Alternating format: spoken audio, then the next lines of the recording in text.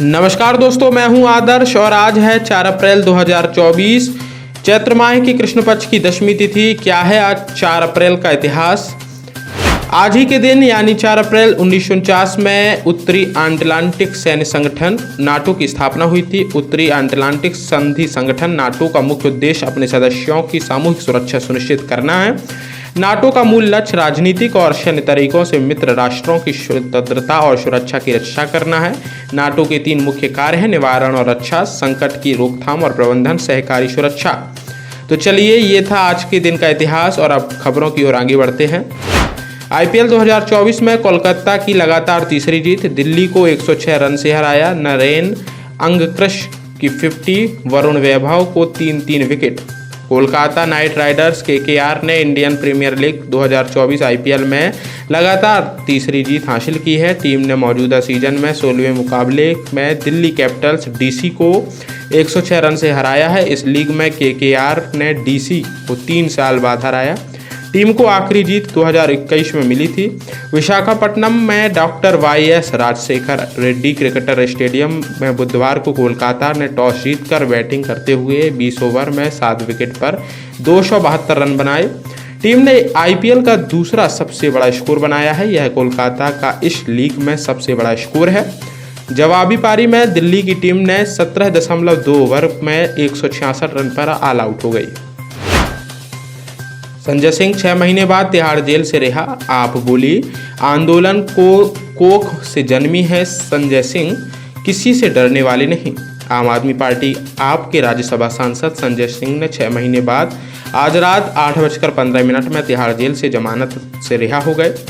Jail से निकलकर उन्होंने कार्यकर्ताओं का अभिवादन किया। इसके बाद वह सीधे अरविंद केजरीवाल के घर गए। संजय ने अरविंद केजरीवाल की पत्नी सुनीता केजरीवाल से मुलाकात की, उनके पैर छुए। इसके बाद संजय करीब 10:15 पर आप पार्टी के ऑफिस पहुंचे। यहां गोपाल राय ने संजय को माला पहनाकर स्वागत किया। फिर संजय ने कार्यकर्ताओं को संबोधित भी किया।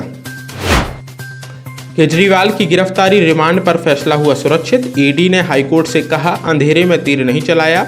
व्हाट्सएप चैट हवाला ऑपरेटर्स के बयान हैं। दिल्ली के मुख्यमंत्री अरविंद केजरीवाल ने अपनी गिरफ्तारी और रिमांड को दिल्ली हाईकोर्ट में चुनौती दी है। जस्टिस स्वर्णकांता शर्मा की अदालत में सुनवाई चल रही है। केजरीवाल की ओर से सीनियर एडवोकेट अभिषेक मनु सिंघवी और एडवोकेट विक्रम चौधरी मौजूद हैं। ईडी की तरफ से एएसजी एसवी राजू और ने पैरवी की। सिंघवी ने कहा कि लेवल प्लेइंग को ध्यान में रखते हुए यह बात बहुत इंपॉर्टेंट और बहुत ही ज़्यादा महत्वपूर्ण केस है। इसमें स्वतंत्र और निष्पक्ष लोकसभा चुनाव शामिल हैं जो लोकतंत्र का हिस्सा हैं। इससे हमारा मूलभूत ढांचा बनता है। केजरीवाल की गिरफ्तारी से यह निश्चित हो गया कि वो लोकतांत्रिक गतिविधियों में नहीं शामिल हो पाएंगे। ओलंपियन बॉक्सर विजेंद्र सिंह कांग्रेस छोड़े बीजेपी में हुए शामिल। बोले, लोगों की भलाई के लिए जुड़ा हूँ। 2019 में लोकसभा चुनाव हार गए थे। हरियाणा के भिवानी में रहने वाले ओलंपियन बॉक्सर विजेंद्र सिंह बुधवार को कांग्रेस छोड़कर भाजपा में शामिल हो गए। उन्होंने नई दिल्ली में भाजपा मुख्यालय पर पहुंचकर पार्टी की सदस्यता ग्रहण की।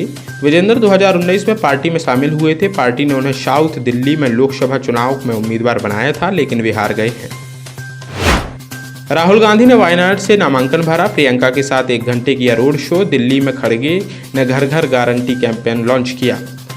लोकसभा चुनाव 2024 के लिए कांग्रेस नेता राहुल गांधी ने बुधवार को केरल की वायनाड सीट से नामांकन दाखिल किया। इससे पहले उन्होंने बहन प्रियंका गांधी के साथ 1 घंटे का रोड शो भी किया। इस दौरान राहुल ने क्षेत्र की जनता से कहा कि आपका सांसद होना सौभाग्य की बात है। वायनाड सीट से राहुल के खिलाफ इंडिया में शामिल सीपीआई की एनी राजा चुनाव लड़ रही हैं। एनी राजा ने भी बुधवार को रोड शो करने के बाद अपना नामांकन दाखिल कर दिया। इस सीट से भाजपा ने केरल के प्रदेश अध्यक्ष के सुरेंद्रन को मैदान में उतारा है। पूर्व प्रधानमंत्री मनमोहन सिंह आज राज्यसभा से हुए रिटायर। हम आपको बता दें कि 3 अप्रैल को मनमोहन सिंह रिटायर हुए हैं। खड़गे ने चिट्ठी लिखकर, संसद में आपके ज्ञान की कमी रहेगी, ये एक युग का अंत है, ऐसे खड़गे ने चिट्ठी लिखी। पूर्व प्रधानमंत्री मनमोहन सिंह 33 साल बाद आज राज्यसभा से रिटायर हो रहे हैं। वे 1991 में सबसे पहली बार असम से राज्यसभा पहुंचे थे। छठी और आखिरी बार 2019 में राजस्थान से राज्यसभा सांसद बने। मनमोहन सिंह के रिटायरमेंट पर कांग्रेस अध्यक्ष मल्लिकार्जुन खड़गे ने उन्हें खत लिखा। इससे उन्होंने कहा कि अब आप सक्रिय राजनीति में नहीं होंगे। लेकिन आपकी आवाज़ जनता के लिए लगातार उठती रहेगी। संसद को आपके ज्ञान और अनुभव की कमी खलेगी। जयशंकर बोले, नेहरू ने चीन को भारत में आगे रखा। हमें यूएनएससी की परमानेंट सीट ऑफर हुई थी, लेकिन नेहरू ने कहा पहले चीन सदस्य बने। भारत के विदेश मंत्री एस जयशंकर ने बुधवार को चीन के मुद्दे पर एक बार फिर से पूर्व प्रधानमंत्री जवाहरलाल नेहरू की नीतियों पर सवाल उठाए हैं। जयशंकर ने कहा, जब हमें संयुक्त राष्ट्र सुरक्षा परिषद में परमानेंट सीट देने की बात उठी, तब नेहरू ने भारत को पीछे रखते हुए चीन को प्राथमिकता दी। अहमदाबाद में एक कार्यक्रम के दौरान जयशंकर ने बताया, उस वक्त नेहरू ने कहा था कि भारत इस सीट के काबिल है, लेकिन पहले चीन को यूएनएससी का स्थायी सदस्य बनना चाहिए। विदेश मंत्री ने कहा कि आज हम इंडिया फर्स्ट की पॉलिसी अपना रहे हैं, लेकिन एक समय था जब भारत के प्रधानमंत्री चाइना फर्स्ट और इंडिया सेकेंड की पॉलिसी पर रखते थे। टेस्ला की टीम ने इस महीने करेगी भारत के विभिन्न क्षेत्रों का दौरा। इलेक्ट्रिक कार और मैन्युफैक्चरिंग से संबंधित जगह की करेगी तलाश। 25,000 करोड़ निवेश का प्लान।